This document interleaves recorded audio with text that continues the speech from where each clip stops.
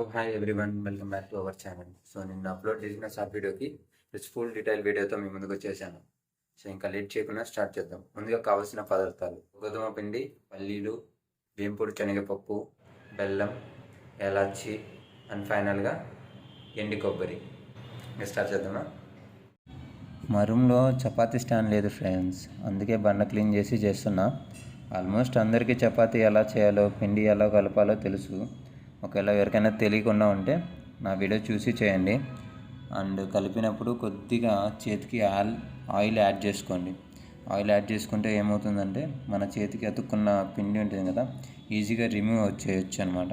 And chapati స్మూత్గా రావాలి అంటే ఒక 5 మినిట్స్ ఏం చేస్తారంటే ఒక కాటన్ క్లాత్ తీసుకోండి, ట్యామ్ చేసి 3 to 5 మినిట్స్ పక్కన పెట్టేయండి. ఆలోపు పల్లీలు అండ్ శనగపప్పు దోరగా ఎంచుకోండి. ఎంచి పెట్టుకున్న పల్లీల్ని పొడి చేసుకోండి మిక్సీ యూజ్ చేసి. వీడియోలో కనిపిస్తుంది కదా, ఇంత పొడి చేసుకుంటే చాలు. ఆ శనగపప్పుని పౌడర్ లాగా చేసుకోండి. శనగపప్పునైతే ఇలా పిండిలాగా చేసుకోవాలి. ఆ తర్వాత పక్కన పెట్టిన పిండిని తీసుకోండి.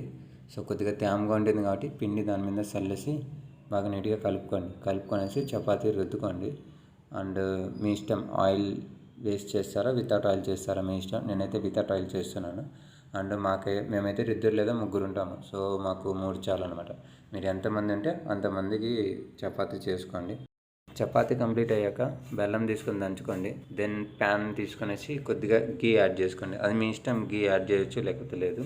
బెల్లం వేసుకొని వాటర్ యాడ్ చేసుకోండి. మనకి ఎంత స్వీట్ ఉండాలో అంత వాటర్ యాడ్ చేసుకోండి. ఆ తర్వాత కొంచెంసేపు బాగా మరగనివ్వండి. బెల్లం కరిగేలోపు ఎండి కొబ్బరి తీసుకొని తురిమి పెట్టుకోండి. బెల్లం అంతా బాగా కరిగిపోయింది. సో ఇప్పుడు ఒక 2-3 ఇలాచీ తీసుకొని బాగా దంచుకొనేసి అందులోకి వేసేసుకుందాం.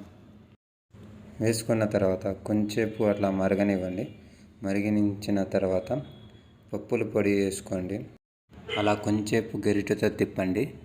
ఆ తర్వాత కొంచెంసేపు మరగనిచ్చాక శనగపప్పు యాడ్ చేసుకోండి. శనగపప్పు యాడ్ చేసేటప్పుడు తిప్పుతూ వేసుకోండి, లేకపోతే గట్లు కట్టేస్తుంది. వన్స్ గట్లు కడుతుందంటే మీరు ఏం చేయాలంటే గరిటెతో చుట్టుపక్కల ఇట్లా నేను గరిటెతో తిప్పినట్టుగా మీరు అట్లా తిప్పినారంటే ఏదైతే ఒంట్లు కట్టు ఉంటాయి కదా అవంతా నీట్గా వచ్చేస్తుంది అనమాట. సో ఇలా చూపిస్తాం కదా, అలా చేయండి. అలా చేస్తే ఒంట్లు అనేది క్లియర్గా అయిపోతుంది. బాగా వంటలు లేకుండా ఉన్నప్పుడు చపాతీ తీసుకొనేసి ఒకటి మీరు కట్ చేసుకుంటారా లేకపోతే చేత్తోనే తుంచుతారా మీ ఇష్టం. నేను తుంచేసి వేస్తున్నాను. బాగా తుంచి వేసుకోండి. చిన్నదిగా కావాలంటే చిన్నదిగా, పెద్దది కావాలంటే పెద్దదిగా. లేదా మీకు ఏదైనా షేప్లో కావాలనుకున్నప్పుడు మీరు షేప్లో కట్ చేసుకొని కూడా వేసుకోవచ్చు. అది మన ఇష్టం, మనకి ఎలా కావాలంటే అలా కట్ చేసుకోవచ్చు అనమాట. రొటీని వేసుకుంటా ఉన్నప్పుడు గెంటితో అలా ప్రెస్ చేస్తూ ఉండండి. ప్రెస్ చేసి కలిపెట్టుకోండి. ఒకసారి వేసుకుంటా, ఎందుకంటే ఏమవుతుందంటే ఒకదాని మీద ఒకటి పడే కొందికి అతుక్కునేస్తుంది. అందుకే ఒక రొట్టి తుంచి వేసుకున్న తర్వాత ఇంకో రొట్టి వేసుకోండి.